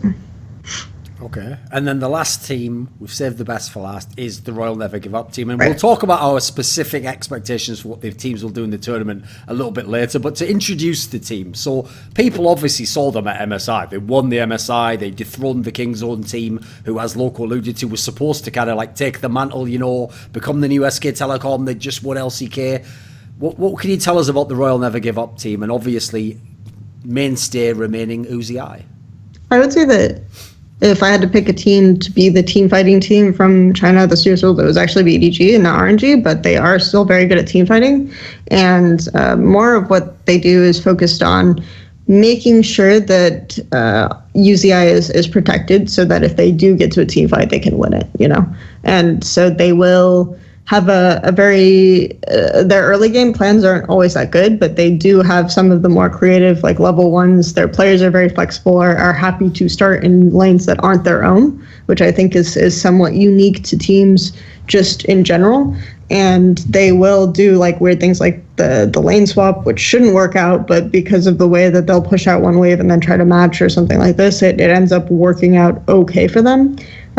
They also are a team that relies a lot on just having always almost a winning mid matchup so that they can get pressure inside, which allows like their AD carry to sort of rotate freely between lanes, to get a lot of farm, to get to this point where you don't want to team fight RNG. Like you just don't want to team fight them, and then they'll win that way.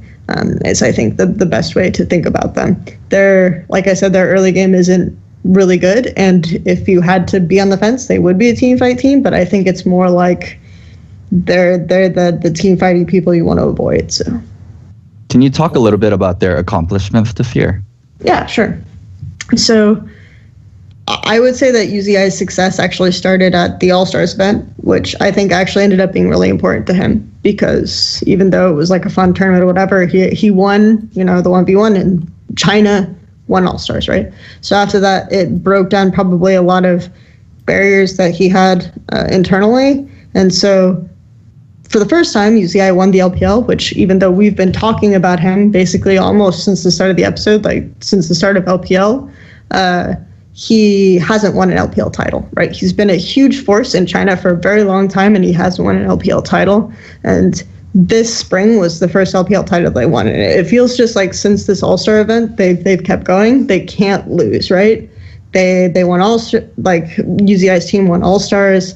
The RNG won LPL Spring. RNG won MSI. RNG against Kingzone, who are looking like this really, like going into the tournament, a lot of teams would say, oh, the only team we're okay with losing to is Kingzone. That was legit a thing that I saw like people on TL staff and stuff say, and they beat Kingzone and ended up being the first MSI champions that China has had since 2015. And then they also, UZI played for the Chinese national team at the Asian Games, right? Yes. Which ended up also being very significant. And I think that for a lot of Korean players and a lot of Chinese players, that event is really, really do important. Or die, yeah. Yeah, really, really important to them. So even though Western fans, we might see this as, well, they're not playing as like the full team, right? They don't have the same synergy. They don't have this. It's really important. And I have no doubt in my mind that the preparation going into that event for those teams was very serious. So since then, he's basically won everything he's competed in. So he won Summer also, right? Yes. They also won Summer, and they're coming in as the first seed for World Championship. So he won every single tournament he participated in so far this year? Yes. Okay. Wow, so winning Worlds would be like, it's everything. He won literally every single tournament that he participated in. To my understanding, not even SKT have really accomplished that. Like Faker really accomplished that. So that would be, he would be the first player to ever do something like that, yeah, in League of Legends. Okay. High stakes. Yeah. Absolutely, yeah. So what about this then? Let's talk about some of the current crop of players. I'm going to have to say players in the LPL region because I can't say Chinese players since obviously there's still some fantastic Korean players there. So of the players we've listed thus far, since as Loco said, except for Season 5 where IG did go to Worlds, but they had this quite terrible performance and didn't get out of groups, and no one remembers that anyway. People often delete that, I've noticed, from their brains. Rookie has been considered a top player, multiple-time MVP within the LPL for many years from that year onwards. Obviously, left Korea as a champion from the KT Arrows squad where he's playing with Kakao. Right? Who is Rookie, the LPL player? I think Rookie is a player that has become very mature over the years, and is now considered like a leader. There was a very famous photo of him that someone who was working with the IG team took when he was walking off the stage and he was crying. But by the time he was in the room backstage, he was already cheering up his teammates and saying like, we can still win this. Like we've got this game 5, all those types of things. And so he's become like very mature, and he's a leader for sure within his team. And he went through a period gameplay wise where he was basically forcing too much, I think, and he had to win his lane to win the game. And now he's known how to use his pressure a little bit better. Like before it was always, okay, they're freezing the wave mid so that jungle can gank mid better and they're going to snowball off this and this is how IG is going to win. And now he's much better at using that to go kind of with the jungle on occasion and prop up side lane or even go bot. I think towards the end of spring, we saw IG trying to play around bot lane more.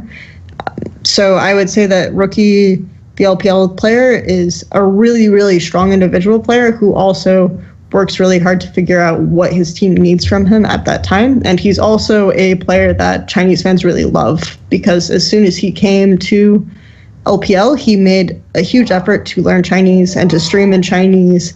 And everyone talked about, even as early as the 2015 World Championship, that, his Chinese so good. And he was one of the only Korean players voted ever into the Chinese All-Star team, which is really huge.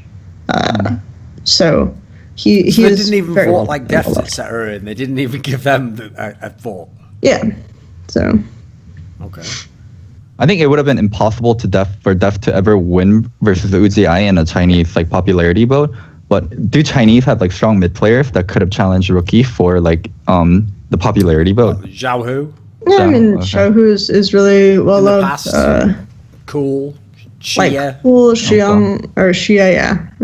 These types of players. I would say that spring, people were saying Shia is playing out of his mind. So even though WE weren't really good, like people were saying Shia at that time was better than Rookie. So there are definitely still some Chinese mids that it hasn't been an uninterrupted period of dominance since Rookie came to the LPL of him being like the best mid in the league. But he has performed really well. And I would say like last summer, Xiaohu is performing better than him as well. But overall, I would say that Rookie has been the best mid in the region since he came. So. Okay. I mean, it begs the question, and everyone asks, is he better than Faker?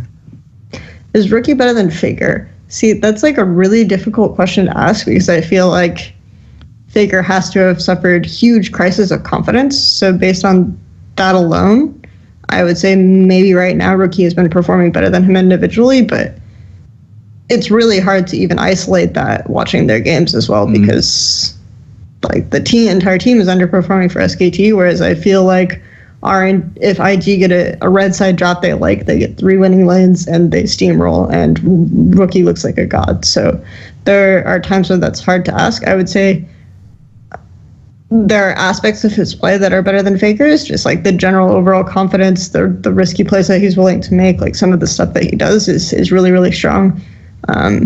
Well, that's surprising to hear because that was Faker's trademark, that he would was always get solo Faker's kills and that he would do risky things that other mid laners wouldn't attempt and be good at it. And I would say that if you look historically, like Faker should always be remembered for that over Rookie, but I think Rookie got to a point where he kind of wanted to play that way, like even on KT Arrows, right? Even when he was in Korea, Rookie kind of wanted to play that way. He's gotten to a point where he's much more calculated in when he takes those risks. And so that makes him look like he can be better than Faker right now for sure. So, Okay. Right, since obviously, as you said, basically part of the story of the LPL over all these years has been referring repeatedly to Uzi because he goes to Worlds every single year pretty much. Right, people know a lot of the historical aspects, or at least they think they do, from seeing him at Worlds. So the question I thought to ask about Uzi is this. Is he at his best now? Like, is this actually the best version of Uzi? Could he be the best player in the world in League of Legends? Is he the best AD carry? How would you think of 2018 Uzi? Uzi is an interesting player in that every split I see him play, I feel like he's gotten better. Like it's really hard to have that kind of progression. And I don't know if it's that he takes so many frequent breaks or what it is, but he always looks like.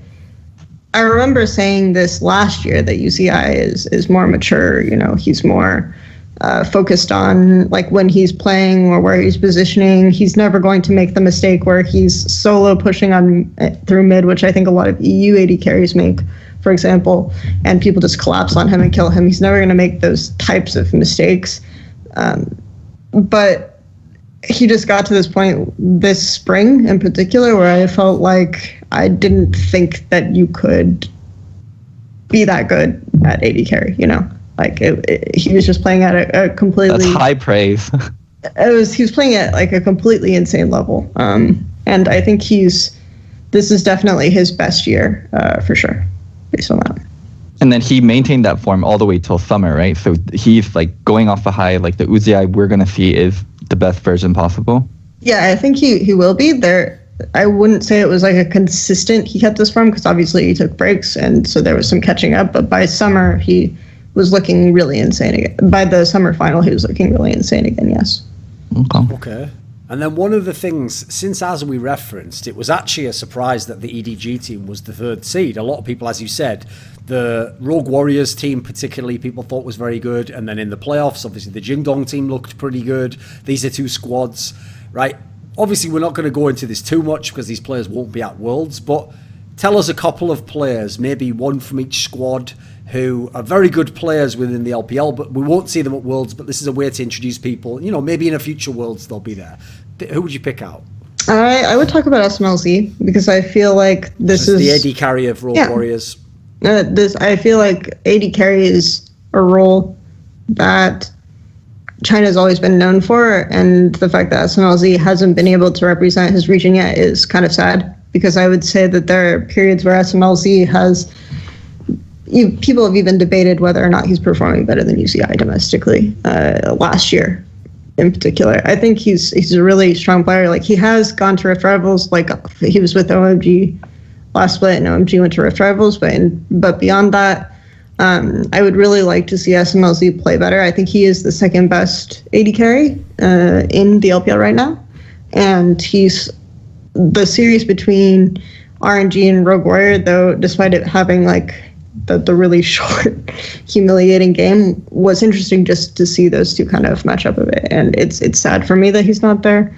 Obviously, people will mention Doinby, who's the mid laner for Rogue Warrior, a lot, because this is a guy who I think has a similar reputation to Rookie within the context of LPL, but he's way more fun, I would say. Like, he'll play weird things like tank champions and stuff like this, and he's a very unique player that would just be fun to see at Worlds. These types of players are really interesting. I think Jingdong, Zoom, top laner for Jingdong, is the best top laner in LPL right now. I think he's better than, like, people talk about the Shy a lot, but I think he's better than the Shy for sure, based on the split's performance. He ended up being like an all-around player, and I felt like Jingdong was a team that would have had more success if they played consistently to his lane more often. But they tried to play much more around bot lane and stuff like this that I think kind of confused them a bit on their identity. So I would say that those would be the players that I would immediately think of. So. Since in the past, one of the topics we alluded to was people, whether in Monty's case dismissively or just naively, thought that China just didn't understand the jungle position. And obviously part of that, to be fair, in line with what we said about SK Telecom skewing how people think about Koreans, is the fact that Clearlove kept going to Worlds every year and then his team's always underperformed. So I know people thought that China was just terrible at the jungle position. I'm kind of more with you, Kelsey. I think it's that they had a different, well, obviously it's a bad word to use, a different vision on it. They had a different mentality for what the jungler does. In 2018, where is jungle at for China? Like, is this an area they have caught up? Have they taken a parallel, I don't know, branch of evolution? Where are they at in terms of junglers? I think EDG's popularity and Clearlove being like the figurehead of that team did a lot for the jungle position, because a lot of talented Chinese players wanted to be junglers, like I alluded to earlier. So I think that the Chinese jungle position has evolved a lot. I wouldn't necessarily say that, like, Ning has gotten a lot of praise from Invictus Gaming's Ning, and I wouldn't necessarily say that he's like the most methodical jungler. He's similar to, like, I guess the international reputation of MLXG, whereas he'll make something work or he won't, but he is like a mechanically gifted player. He was originally an AD carry. So he was originally an AD carry who loved to play Graves. And so when Graves became a jungler, it made sense for him to kind of like think about transitioning. And he'll play like... I mean, it didn't, but by that logic, yes, I guess it does to him at least. Well, it made sense. They couldn't, like, his LSPL team, like the secondary league team, couldn't find a jungler player that they liked as easily as they could find new bot lane. So he transitioned, and he used to play bot lane with Ming. So they were Ning and Ming. Man alive. And they were... What are these names? Yeah, and they climbed all the way to like top 10 on Ionia, and they were picked up by this LSBL team, and they were looking really insane in LSBL, but Young Miracles famously could never qualify for LPL. They crashed and burned in the qualifier like 4 times in a row. For those of you guys that don't know what Ionia is just an OG Chinese server where all the best people play. Yeah. So they ended up getting into LPL a different way, because obviously the highlight of that team was their mid laner Knight later on in the second year, and then the duo lane were the highlights, and then they all made it into LPL in some shape or form. But Ning then transitioned to jungle, and he's kind of a very mechanically skilled jungler, but I wouldn't necessarily say that he's like the smartest jungler, whereas I think that RNG have a better handle on jungle as a team role, and they have more variety. They can play with Karsa, who's a really well-known jungle, and I think that on RNG he developed more of a methodical or safer approach than he did even on Flash Wolves, where he kind of called himself the gambler, And then you have, obviously, MLXG, who I alluded to earlier, who's very similar to Ning, but can make like kind of crazy stuff happen because he's willing to take risks. And then for Edward Gaming, you have Haro and Clearlove, and because their names are, Haro is similar to Haru. I would say that that's a really good comparison to make if you think of like Ambition and Haru for Genji is like really, really close comparison to those types of junglers, where you have Clearlove, who will always have like kind of a patient sort of methodical approach to pathing, and then you have Haro, who EDG finally kind of loosened up the reins a bit and said, okay, you can jungle the way you want to, we'll follow your lead. And it's been working out for them, at least in Gauntlet, obviously, because they made it to Worlds. Okay. Right, so to get into the part where we actually try to project forward and figure out how are these teams going to do at Worlds, I want to ask you first, Loco. Mm-hmm. People would imagine, much as we said with the rep of Monty before, that you would just, if there's any chance Korea can win, you're going to think the Koreans are the best, like they're sending the best teams. Do you actually think this is the year that China could win Worlds? So I'll preface it by saying, even though I'm from Korea and I grew up in Korea, I mean, I grew up in a loads of countries and I'm not very nationalistic. Like, I still love Korea, but I'm not going to be like blinded Korean fanboy. I think Monty's more blinded Korean fanboy than I'll ever be. With that said, I think Korea still is the favorites, but China is a very, very close second, and possibly RNG might be the strongest or the second strongest team in the tournament. But that does not make you the favorite overall due to the strengths of other teams combined. I'll say it's close between KT and RNG regarding who's the strongest, and there's a lot of factors that benefit KT. The fact that the Worlds is hosted in Korea, and Mata has KT downloaded in a certain sense. Like, Mata gave KT the blueprint on how they should build their team. So I still think Korea is going to be the favorites, and we are going to see another Korean winner. But this is the year where it's been the most likely that there is a non-Korean winner. Okay. And what do you think, Kelsey? I think RNG, I personally think RNG will win, but I think that all three of the Korean teams are better than IG and EDG. So I wouldn't say, like, I agree with Loco in that China shouldn't be considered the favorite region. So okay, so then why do you have RNG winning? What do you think will put them ahead, or will be the primary factor that makes them the best?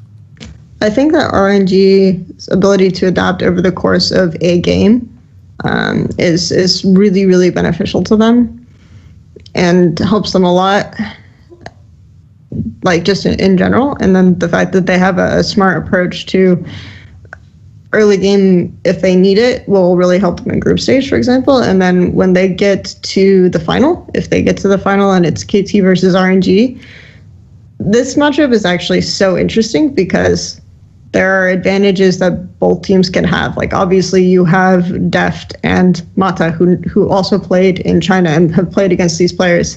And if you talk about like mental advantages, I think that we're getting to a point where a lot of Western ADCs might kind of choke at the thought of playing against UZI, but Deft is a player who absolutely won't, because he spent so much of his career like shitting on this guy, right? But Deft is a choker in general. He is a choker, but that's what makes it like really interesting, is that Deft is a choker, but how many years did he spend in China like beating UZI's teams? So I think that that's a really, really interesting mental game, and just the fact that so many players on RNG attribute some of what they've learned and some of their success like to Mata's influence and stuff. Xiao, who is a big one, I think makes this a really, really interesting set that could go either way. But I just feel like KT have problems in like understanding when they want to reset and stuff like this, and that's when RNG are most primed to pounce and succeed in that way. But at the same time, I do think people have also overrated RNG in a bit in their heads, because I think the King Zone team was not indicative of like what the teams who are representing Korea at this Worlds will do. I think that they'll be much stronger and much more difficult to take down in general. So, what about the factor of playing in Korea? And also, I'll say this: whenever teams are like just put into one building and they're allowed to scrim, Korea always comes out ahead in terms of getting information out of everyone and learning and improving the best. And also, if there needs to be things practiced, just putting up a wall between the 3 Korean teams and them practicing internally, or like reaching out to other Korean teams in the country and like practicing. Like in Paris, it wasn't possible for Korean teams to scrim against other Korean teams, right? But now it's completely possible, and they can put up walls. You don't think the factors of the mental advantages you talked about, playing on home soil, and like just Korean teams coming out in general ahead whenever they're allowed to practice with other international teams, is going to tilt it a little bit in KT's favor. I do think that that's a big factor, and I do think that also contributes to, I expect like a better performance out of the Korean teams, like in part because of that. But I think if you ask like who is the best team, I would still say RNG, and so it's very possible that KT still win based on other factors, because I do think it's really close, and it by design is really close between these two teams. So I think that's like there are all sorts of really exciting elements to this matchup that could make it tilt one way or the other. And I personally have RNG ahead just because I think that they're like the marginally better team, but I wouldn't be surprised if KT came out ahead of them. And I also wouldn't even be surprised if, for KT reasons, KT aren't in the final and there's like Africa or Gen G coming out marginally ahead of RNG. But I do think RNG should be favorites to win. So. Okay, so RNG is win or finals, like is the expectations.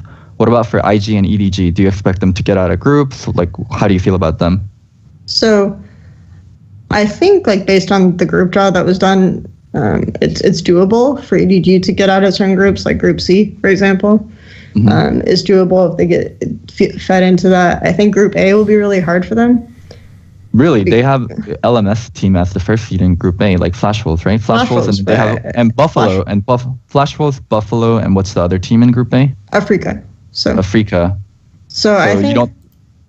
think Flash Wolves are like EDG always want to play around bot, but I think Flash Wolves might be one of the best teams of the tournament. Not that their bot lane's the best, but that playing around bot and setting up vision around bot to kind of like cog block that kind of approach. I also think that Flash Wolves are really good kind of at the early stages of the tournament, and EDG are a team that have often struggled kind of in group stage in the opening weeks of a tournament. So I can see, or in the latter weeks, or EDG are not a team that you rely on at Worlds to kind of really perform super well. So to me, like the fact that Flash Wolves always had this kind of early game fast factor that helps them out in best of ones, to me makes it really a really difficult group for EDG, Group A relative to Group C. IG, I think, should get out of the group because obviously it's Fnatic, 100 Thieves, and either a wild card or the third seed LMS team, which I really think even though Flash Wolves are really good, the rest of LMS is not. So I would say that IG should definitely get out. But when people ask me, like, are there teams that can put up a fight against IG that aren't Chinese or Korean, I think Fnatic is one of them, because they will be a little bit better because I do think IG's bot lane has major issues, like the higher level competition gets. Like Jackie Love is one of those like really young guys who doesn't deal well as pressure escalates. And then you have Caps, who's like an insane player, and I think Broxah and Caps, even if Broxah isn't necessarily individually better than Ning, for example, their synergy is better, right? And so they could unsettle this duo lane, and that's famously how RNG was beating IG in spring, was just like the synergy of the two players was really, really strong relative to IG, and this really threw them off. So I see opportunities for Fnatic to do something against IG. But I do think IG should come out first. And I don't know what will happen in terms of group draw after that. So, Okay. So like out of groups for IG, it's the expectation or like the minimum expectation, and for EDG, possibly like they could fail out of groups, and that is like a realistic expectation for them. Yeah, I think that's fair to say. Obviously, this is the tournament where probably people don't expect anything from them. It's kind of like I wasn't even supposed to be here today sort of situation, and maybe that lack of pressure is the thing that allows them to like really succeed finally. But whatever happens. Should we hear that, Loco? Is that Yeah, I mean, Thorin, do you want to wrap up? Or I can edit it, but do you want to do a wrap up? Like, yeah, of the... we'll just say something along the lines of like, I'll do it now basically. So that's going to be the end of this episode, which obviously focused on LPL/China. We'll have an episode covering each of the major regions and some other content within the Thorin and Loco versus Worlds brand.